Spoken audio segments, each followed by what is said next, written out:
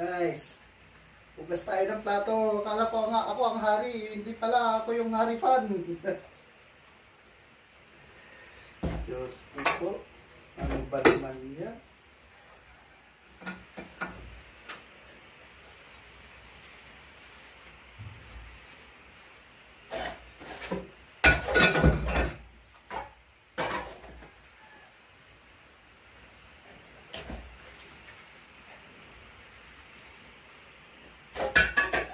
Ganito guys, tulungan niyo yung mga asawa niyo na gawaing bahay para hindi naman ganong mapagod.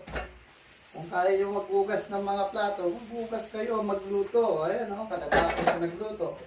Sabay, hugas na naman ngayon. Ganun dapat. Para si Mrs. andun.